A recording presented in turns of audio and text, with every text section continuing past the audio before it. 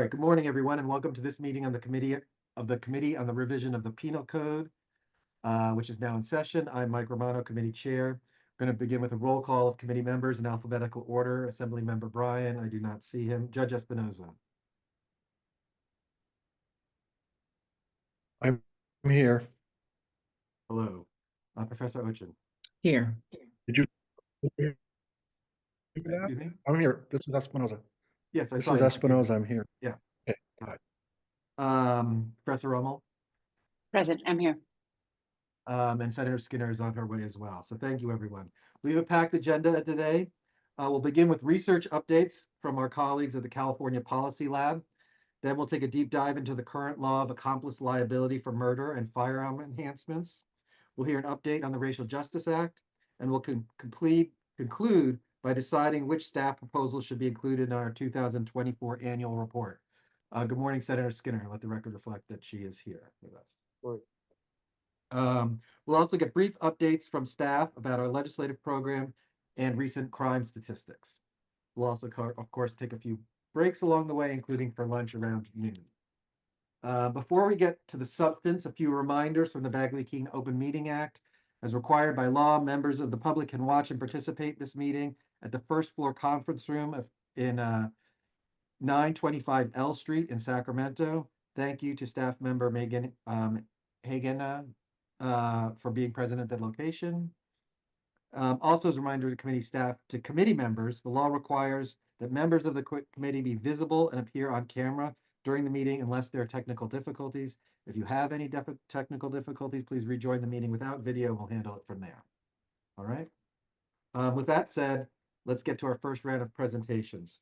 We're going to hear two brief presentations from Thomas Sloan and Alyssa Skog, researchers at the California Policy Lab, which is our research partners. They're based at UCLA and UC Berkeley. The first presentation is about a recent report changes of the bail policy in Los Angeles and the effects on crime and jail populations. And the second presentation is about recidivism rates for people who are resentenced and released under California's second look and similar laws. We'll begin with Thomas's presentation on bail, followed by Alyssa on recidivism. They'll each give a brief presentation and we'll have Q&A afterwards. As always, we are extremely grateful to have members of the CPL team with us this morning. Thomas, please take it away.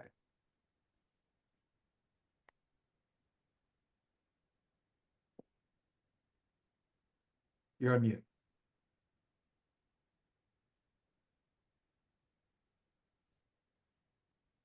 Thank you. Sorry about that. Can everybody see the screen? Yes. Okay. Hi, good morning. Thank you for having me. My name is Thomas Sloan. I'm a research associate at the California Policy Lab. I'm presenting on behalf of my co-authors and I on the short-term impacts of bail policy on crime in Los Angeles. Feel free to ask clarifying questions as I go if you need, and there will be time for Q&A at the end. So getting right into it. We are examining the effects of 3 of 4 policy changes related to bail policy in Los Angeles during 2020 to 2023, excluding the initial March 2020 implementation of emergency bail, which happened in response to COVID in order to reduce jail populations and avoid spread. Following the implementation of emergency bail in Los Angeles, the county resumed cash bail as the pandemic subsided and emergency bail authorizations expired in July of 2022. Then in May of 2023, a lawsuit required the Los Angeles Police Department and the Los Angeles Sheriff's Department to re-implement emergency bail. Again, this was only for these 2 departments. The lawsuit is known as Archiety, and that's how I may refer to it in the rest of the presentation. And finally, in October of last year, the pre-arraignment release protocols went into effect. Similar to the emergency bail schedule, the PARPs set no monetary bail for people arrested for certain lower level offenses. For more serious offenses, including all DV offenses, domestic violence, the traditional cash bail schedule still applies and the PARPs have no impact. And the PARPs affect the entire county, widening the jurisdictions impacted beyond those affected by the Archiety lawsuit. The reason we are looking at these policy changes is because critics often raise concerns that eliminating cash bail will harm public safety. Los Angeles provided a good opportunity to study this concern across multiple on-off changes in bail policy during this period. And as a final note, the PARPs are the policy currently in effect in Los Angeles. So we have several research questions for the report. Today, we're primarily going to focus on the effects of these policies on jail population and crimes. And to preview for you what our main findings are, restricting the use of cash bail led to slightly lower jail populations, while reimposing typical cash bail schedule increased jail populations. So we did find an effect of these changes on jail populations. And then with some exceptions, these bail policy changes did not statistically significantly affect the levels of daily crime reports. As a reminder, these are short-run effects over the course of the 2 months following each policy changes, and we can't generalize those findings to a longer time frame. And then a note, these are findings from a causal analysis and not simple before and after comparisons. Okay, so we'll just step through each of the 3 policy changes that we examined, starting with the retraction of emergency bail and resuming cash bail at the end of the pandemic in July of 2022. First, the effect on jail populations. Resuming cash bail was associated with a 4.8% increase in the countywide pretrial jail population. The left-hand side of this visual shows you the trend in pretrial and total jail populations in the 2 months leading up to the policy change. And then on the right-hand side, you have a dotted line showing the projected trend based on the pre-period trend, and then a solid line showing what actually happened. So you can see for pretrial population, the solid line increases above where we would have expected the jail population to rest to be if it had continued its trend under emergency bail. So it increased above the emergency bail trend when we resumed cash bail in Los Angeles. And this increase of 4.8% was equivalent to a 292 person increase per day in the pretrial jail population. And the total jail population also increased by 5% during this time. Now for the effect on crime, we find that resuming cash bail did not impact the trend in crime reports. The left-hand side of this visual shows the trend in daily crime reports for the 2 months leading up to the policy change. And then the green line you see shows where we would have expected daily crime reports to continue to trend in the 2 months following the policy change. And we see that what actually happened is that crime reports stayed in line with that expectation, even though there was a resumption of cash bail. So in other words, returning to cash bail did not seem to impact the trend in crime reports. Moving to Archaeady, which again is the lawsuit that required the Los Angeles Police Department and the Los Angeles Sheriff's Department to resume the emergency bail schedule from the pandemic era. The resumption of emergency bail for these 2 departments caused the daily population to increase by the pretrial daily population to increase by an average of 382 people per day in the 2 months following the policy change. In other words, a 4.5% decrease in the countywide pretrial jail population. Excuse me, I think I said increase of 382 people per day, but that would be a decrease of 382 people per day. So when these departments were required to move back to emergency bail, we saw the pretrial jail population fall.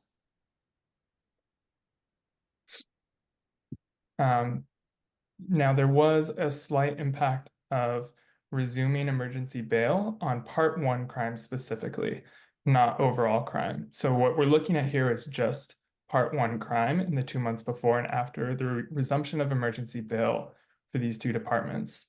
Part 1 offenses, as a reminder, include homicide, aggravated assault, robbery, arson, forcible sexual assault, burglary, larceny, theft, and grand theft auto. Part 1 crimes deviated from their pre-period decreasing trend of decline, mostly driven by an uptick in property crimes following the resumption of the emergency bail schedule.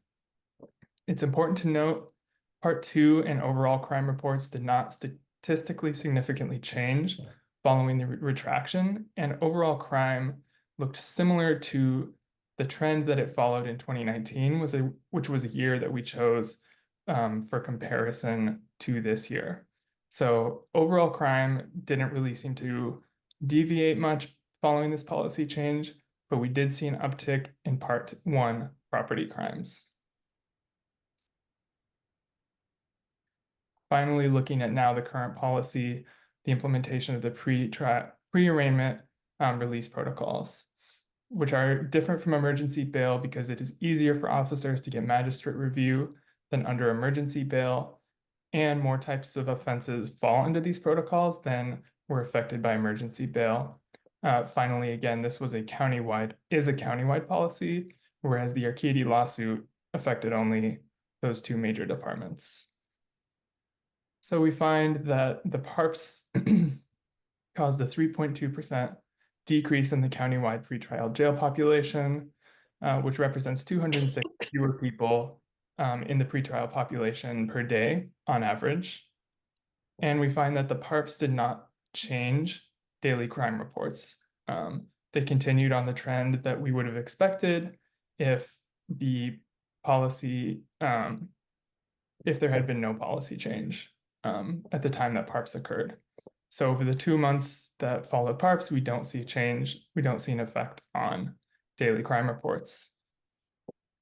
So I know that was a lot in just a few short minutes. Happy to go back and explain anything in further depth or answer any questions that you may have. Thank you. Yeah, I have a couple of questions. Thank you, Thomas. That was super helpful. I think it's slide 7. Can you go back to that? Maybe the second, maybe slide 8. There we go. So it seems to me that if anything here, are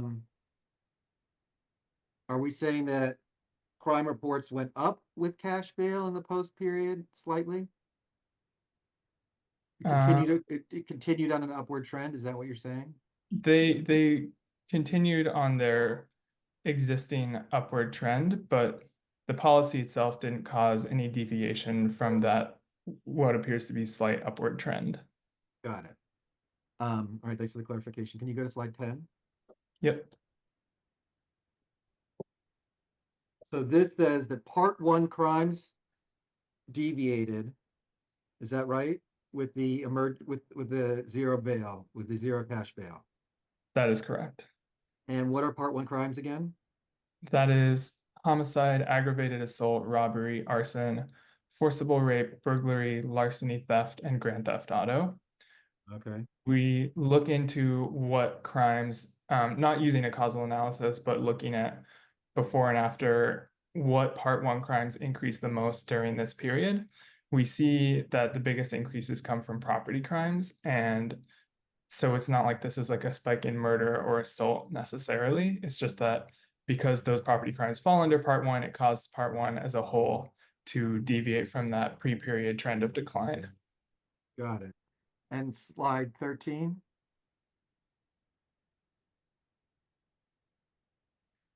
So this is not, you're now doing all crimes for the PARPs analysis, not Part 1 crimes. Is that correct? So to be clear, we did analysis on overall crime and by Part 1 and Part 2 for each of the policy changes. Okay. And for PARPs, we found no effect on any overall on Part 1 or on Part 2. And we just highlighted the Part 1 change with the Arcady resumption of emergency bail because that was the only instance across any of the 3 policies where we did see an effect. But for PARPs, there was no effect that we found for overall or Part 1 or Part 2. All right. Any reason, any suspicion as to why Part 1 seems to have been gone up for when the Arcades event case went into effect versus PARPs? It's a good question, and I think hard for me to say. I don't want to speculate. I think it's hard to, give a precise explanation because especially it's not consistent with the changes we see with the other policy changes, and it is so restricted to those Part 1 property offenses. Okay. I don't have any further questions. Anybody else have questions? Yeah, Judge Espinoza? You're on mute. It's more of a comment than a question, and people get tired of hearing about this issue from me, but I just want to say that, at the beginning of COVID, the daily census in LA County was between 17,000, 17,500 persons in the jail, which is way over the BSCC rated capacity for the LA. I mean, it's just way off the charts. And through a series of policies and efforts that were made, that census dropped to below 12,000 for a little while. What didn't change is the percentage of the population housed in mental health housing. It did change, actually. It went from 30% to over 40% and remains at over 40%, which is tragic for a number of reasons. One is the LA County Jail is not anywhere you want to be when you have a serious mental illness. And when you look at the racial disparity data on the jail generally and the jail mental health housing population, it's just,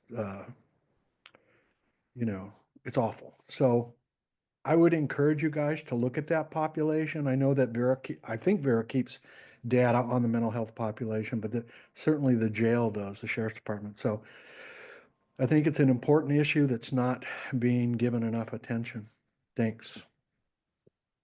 Yeah, I share your concern about bail policy particularly, and jail policy particularly around people with suffering from mental illness. I mean, obviously, the issue, well, one of the big issues on any type of reforms to bail policy is the recall. Was that Prop 22, Tom? 25, I think. 25 was the and which I think really limits what the legislature can do. But I think that is something that we should continue to look into, especially as the cases continue to percolate through the courts. That's really a anybody good else? point, Mike. The PARPs, the most recent policy that's still in effect, that was entirely done by the Superior Court judges in Los Angeles, using existing power under the penal code. Didn't actually require a change in the law. So, Oh, that is interesting. yeah. All right. Well, maybe we should think about that for next year, is to think about some more. Any other questions from committee members? All right, I don't see any hands because I'm limited here. Does anybody chime in? Staff, is there any questions that you think that we should add or clarify? No, let's keep moving. All right. Alyssa.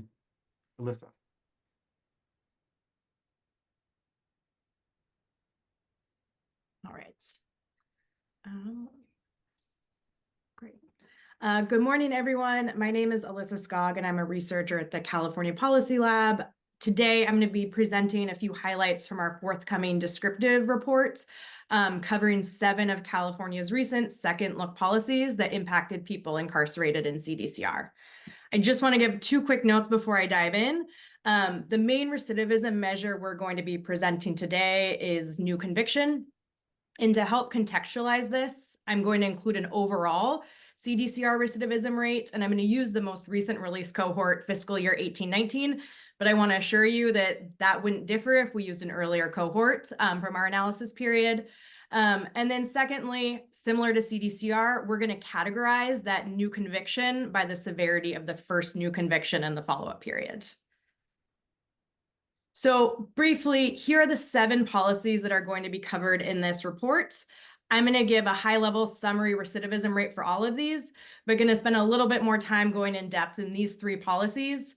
So Proposition 36, which impacted people incarcerated on a nonviolent, non-serious third strike. SB 1437, which limited the felony murder rule, and then CDCR initiated resentencing, which covered 2 distinct groups. So people that were resentenced after changes in sentencing law, such as the Nickel Prior, and then those that were resentenced due to exceptional conduct. So these policies vary in terms of when they were implemented and the offenses that were eligible. And so as a result of that, the composition of people affected under each of these policies varies. And I think one thing that kind of stands out is when we look at years served. So for example, if we look at PC 1170.18A, which is the resentencing part of Prop 47, people that were resentenced under this policy served a median of 1.4 years, whereas SB 1437, it was closer to 17 and a half years. So before going into additional details, just want to highlight a few key takeaways. So first, across these 7 policies, nearly 19,000 people have been released from CDCR, 9,000 after resentencing, and 10,000 after early parole consideration, so that PLATA or Prop 57. Across all of these policies, we see that fewer than 2% of people were convicted of a new serious or violent offense within 1 year of release. And consistently across all of the recidivism measures, we see that misdemeanor convictions are the most common.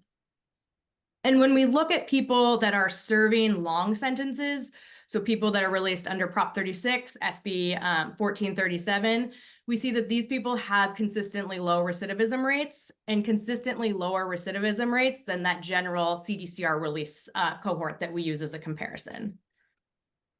So this is the 1 year recidivism rates, new conviction rates rather, across all policies. And I just want to take a second to kind of situate us within this graph. So on the left, we have the kind of at the top of the bar is the overall new conviction rate. And the first is PC 1170.18A. So those people resentenced under Prop 47. This group has the highest 1 year recidivism rate at 30%, but then we disaggregate it. So that green is people that are convicted of a new misdemeanor. So 21% of people are convicted of a new misdemeanor within 1 year, 7% of a new non-serious non-violent felony, and then fewer than 2% are convicted of a new serious or violent felony. And across those kind of 5 policies where you can see the colors, misdemeanors, again, are the most common conviction. For SB 1437 and CDCR initiated, we can report the overall new conviction rates, which is about 3%, but fewer than 10 people fall into the different categories. So we can't actually present those numbers. And so another way to think about that is fewer than 10 people under these policies are convicted of a new serious or violent felony within 1 year. And then on the far left, or sorry, on the far right rather, we have that 1 year recidivism rate, new conviction rate for people released from CDCR in fiscal year 18-19. So you see for many of these policies, the recidivism rate is lower than the CDCR fiscal year 18-19 release. For 4 of these policies, we can look 3 years out. So for PC 1170.18A, PLATA, Prop 57, and Prop 36, enough time has passed. And so again, we see here overall recidivism rates are highest amongst those people that are resentenced under PC 1170.18A at 60%, and lowest for those resentenced under Prop 36 at just under 27%. Again, the story is these are most often misdemeanors that people are being convicted of within 3 years. And then for the CDCR rate, we are able to disaggregate by misdemeanor and felony. So overall, for the CDCR comparison cohort, 42% of people were convicted within 3 years, and it's about 50-50 misdemeanor versus felony. Now, if you're interested in kind of understanding what factors are correlated with recidivism, there's kind of a few things that stand out. Age at release, time served, and prior convictions across all of these policies. So we see kind of age at release and time served. As people are older at release or have served more time, recidivism rates are lower. And then conversely, for people with more prior convictions, recidivism rates tend to be higher. And then for a few policies, we do see that females have a lower recidivism rate than their male counterparts. Now, again, just want to acknowledge these are just things that we can observe in the administrative data, and obviously not the full story, but just kind of important factors that come out as correlated with higher or lower recidivism. So now to go into kind of the 3 policies that we want to focus on: Prop 36, CDCR initiated resentencing, and SB 1437. Just presenting some summary statistics. And again, that green is going to be that who is released from CDCR in fiscal year 18-19. A few things to call out. I think one, the share of people resentenced under each of these policies that are Black is larger than the overall CDCR fiscal year 18-19 cohort. So that group has 24%, where we see nearly 46% of people resentenced under Prop 36 are Black. Similarly, as we've talked about, these people have much longer time served. But I want to kind of focus on a few things that stand out for SB 1437. So the changes to the felony murder rule.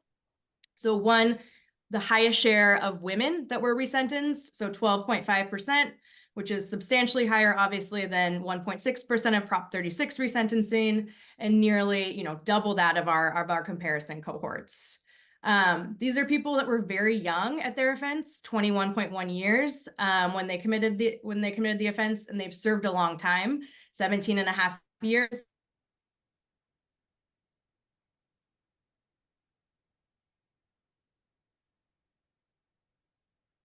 Alyssa, we've lost you, I think. Tommy, she lost Briefly, you. Oop, did I lose? Am I back? You're back. You're back. Okay, I saw it. But you need to go back because we Yeah, lost go you. back a for- slide. You're getting to the good stuff. So Prop 36, did you? No, go back a slide. Yes. It You were was, still We heard, talking. we heard on most this. of this slide. I think you kind of cut out after you did the discussion of the women who were Okay, released. sorry about that. No. So I think, yes, so importantly, people that were resentenced under SB 1437 were young at their offense. 21.1 years was the median age at the time of their offense. They served a long time, 17 and a half years. And then for about 80%, this was their first admission to CDCR. So for Prop 36, this shows the new conviction rates over time. So 1, 2, and 3 years. And that blue shape in the back is the CDCR comparison. So again, what we see here is consistently lower recidivism rates for this population at each of the 3 years. And again, that green part of the bar is the largest. So most people are coming back in for misdemeanors. For SB 1437, it's a similar story, but even lower recidivism rates. And I think it's important to kind of highlight that we can't even disaggregate the severity of the new felony, which means fewer than 10 people that we can follow for 3 years out were convicted of a new serious or violent felony within 3 years of release. Can I just pause there because I had a similar question about the suppressed means that there's fewer than 10 people. Is that right? Yep. Yeah. And you're doing 3.4% but that's the 10 people, about 3.4% is about 10 people. Is that what you're getting at? So it's great question. So overall, it's a little bit higher, but once you get into the finer category, so it's fewer than 10 people have a misdemeanor, fewer than 10 people have, so it's about, I don't have the rough numbers off the top, but per our data use agreement, we can't show anything that has numbers. No, I appreciate that. I guess another question that I have is the conviction happened within 1 year or the crime that resulted in the conviction happened within the year? Great question. Conviction. Okay. Yes. And- So and on that point, Mike, I'm sort of skeptical, like, well, for just a case to get resolved within a year seems pretty unlikely. But then we look at the CDCR rate, we actually see a relatively high, 21% conviction rate. So it actually is, I think, a meaningful period of time. I was a little skeptical, what happens in a year, but turns out a lot. and this is what CDCR uses as well, so it allows us to make that comparison. Right. And then lastly, for CDCR initiated resentencing, just looking at the 3-year conviction rates and disaggregating it by the type of resentencing. So we see overall just over 11% of people were convicted of a new offense within 3 years. But when you disaggregate that, you see that's mostly driven by people that were released or resentenced due to sentencing changes in sentencing law. And when we look at the 93 people that were resentenced and released due to exceptional conduct that we can follow for 3 years out, fewer than 10 people were convicted of any new offense within that period. Wow. So yeah, we are in the process of wrapping up our report. Hopefully we'll have it out in the next few months, but happy to answer any questions or go back to anything. No, that's super helpful. I do have a question. Could you go back to slide number 4? Yes. So with the second bullet point, across all policies, fewer than 2% were convicted of a new serious or violent felony with 1 year. Do we know what the overall recidivism rate as opposed to the new serious or violent for across all policies? Yes, that's what this slide shows. And so Oh, this, yes, so we can only look 1 year out for all policies, since some of them are more recent. right. So the top of this bar is the overall. So it ranges from 30%. Oh, right, but I meant all of them combined. Oh, okay. I don't have that, but Well, And then as long as you're on this knowable. slide, as long as you have this slide, let's take the Prop 47. Yep. Is the 7% include the dark blue? Is the dark blue? The dark blue it does not include. It's less than 2%. Got it. All right. Those are my questions. This is super helpful and super useful. Thank you so much. I'm really into this. Awesome. What Yeah, question? Senator Skinner. Yeah, of course, jump in. I mean, clearly the data so far would indicate that 1437 was a very useful reform given the low recidivism and the low well, just compared to the other. And this may not be the policy lab, but maybe Mike,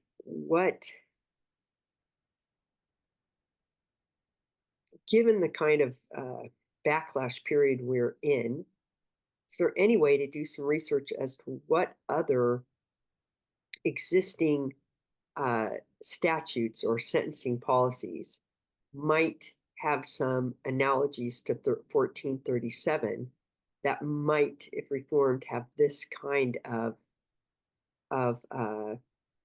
result? Because clearly there is less appetite for sentence revision now, and we'll see after the election what happens around Prop 36. But perhaps if we had some analysis on what kinds of ones would have this kind of compelling story.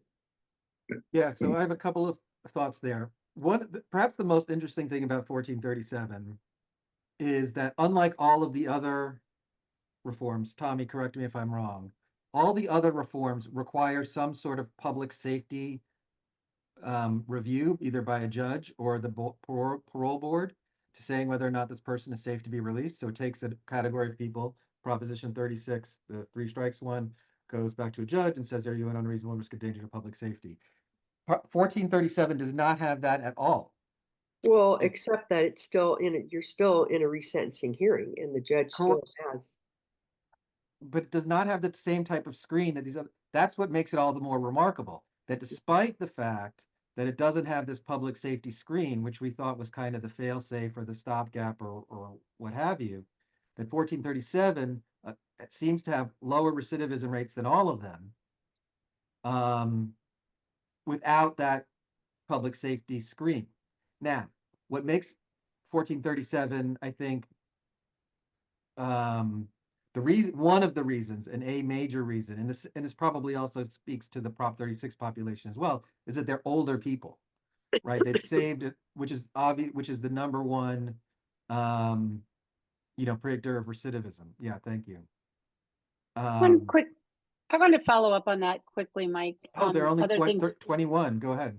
Yes, go please. other things to think about with, like you said, the low recidivism rate does track with other critical factors that we know create low recidivism, long-term incarceration, and murder. The people who are released from murder convictions have the lowest recidivism rate.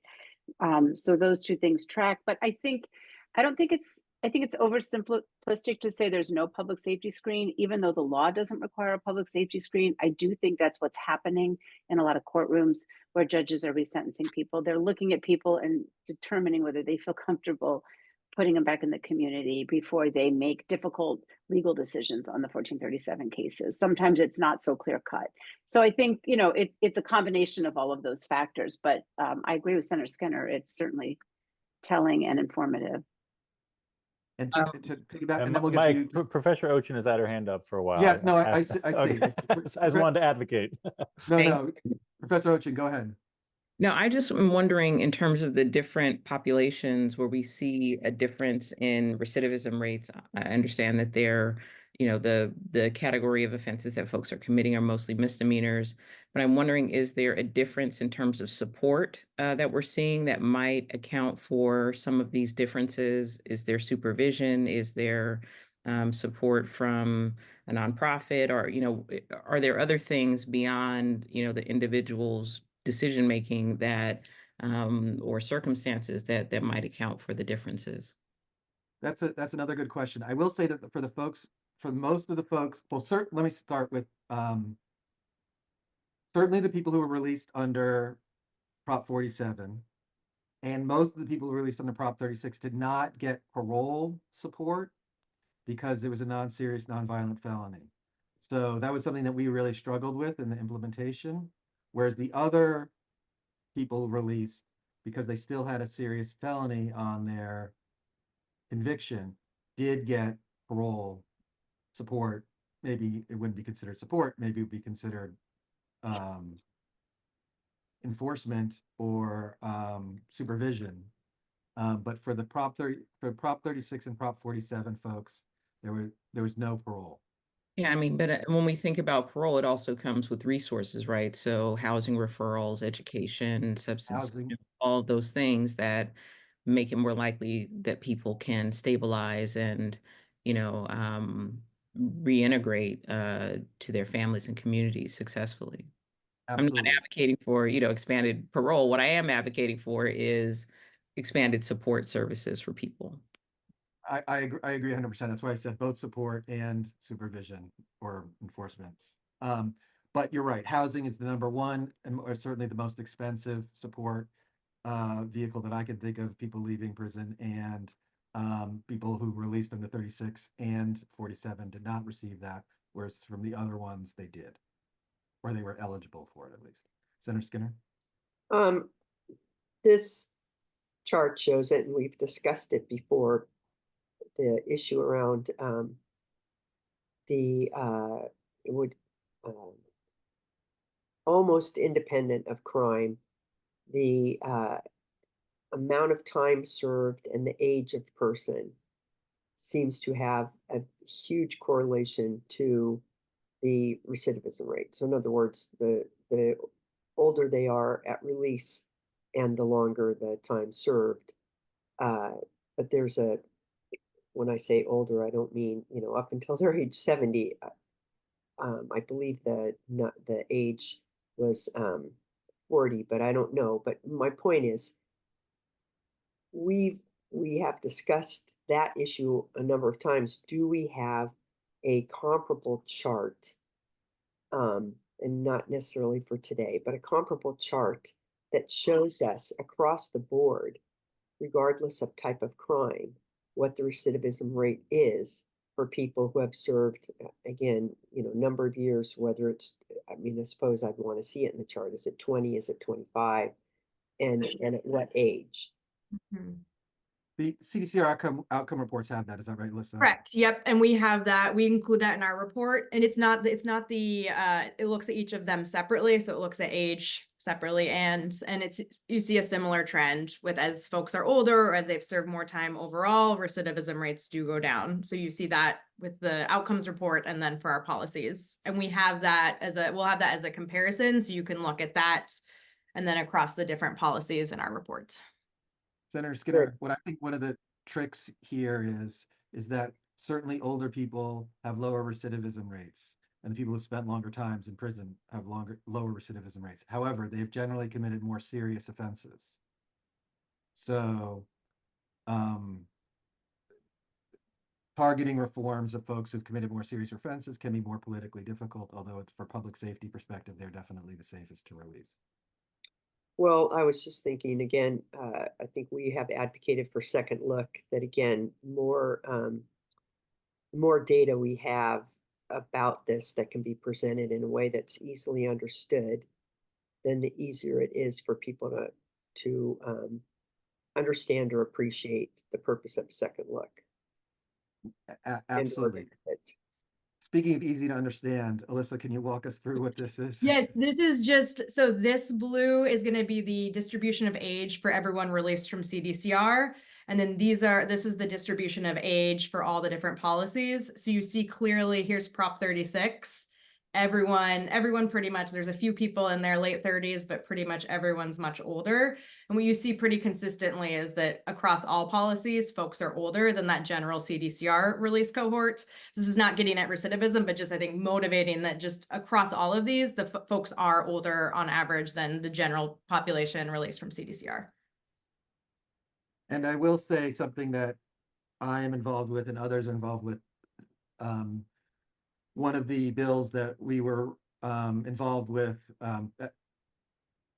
AB 600, allows for resentencing for almost everybody who's currently in CDCR. And we're currently trying to help with the implementation of that. And then, of course, we'll be studying it. It just became into effect in January. So obviously, it's not included in this study, but I think California is definitely leading the country in second look resentencing. And it's something that we should keep our eye on in ways that we can, continue to facilitate ways that courts and other folks could go back and look at old sentences. Does anybody else have any questions? Mike, I just wanted to make sure we highlighted the, I guess, success of the CDCR initiated resentencings too, because that's a power that CDCR still has. And, those recidivism rates were extremely low. So I'm talking about the exceptional conduct where the secretary sort of puts his or her name on a letter and says this person has done very well in prison and should get a second look. That's current law and something that could be used pretty robustly. And I think the other thing interesting is the demographics on that. Most of those folks, I think, the majority of them had been in prison more than one time before, so it wasn't sort of a first time prison trip for a lot of people. So it's I think that is a great validation of that policy and a reason perhaps for CDCR to reignite it or expand it if anyone has the power to do that. Yeah, I agree with that. Unfortunately, our understanding, we collect data on the number of people who are getting recommendations from the secretary. That seems to have dwindled actually in recent years, which is a shame. On the other hand, I have been approached by other prison administrators, including from the Federal Prison Bureau of Prisons, who has a similar power that they're looking to expand their ability to do that. So I do think this is something that we can continue to promote. That is a good point. I wanted to ask one last question. Senator Skinner, did you have something you wanted to add? No. We do not include prosecutorial initiated resentencing here. Is there just not that many people? What's the reason? That's a great question. And I don't know. So I know that there's another group for the people that's doing some work with I think the Possibility Lab around this. So there is another group that's looking at it. And it just, the simple answer is it wasn't in the flags, that it wasn't something that was in what CDCR gave us. But we can kind of follow up and see how they track that and see if that's something. Yeah, all right, I'd be very interested in that. Okay, cool. We can follow up and see. Thanks. Yeah. All right. Any more questions? Tom? Nope. All right, great. Thanks. Thanks to our friends at CPL. That was super interesting as always, and we really do appreciate your work. And I think we sort of considered a privilege to continue to work with you. You're supported by the state and the legislature for the work that you guys do with us, and I really, appreciate it. It's one of my favorite parts of this job. So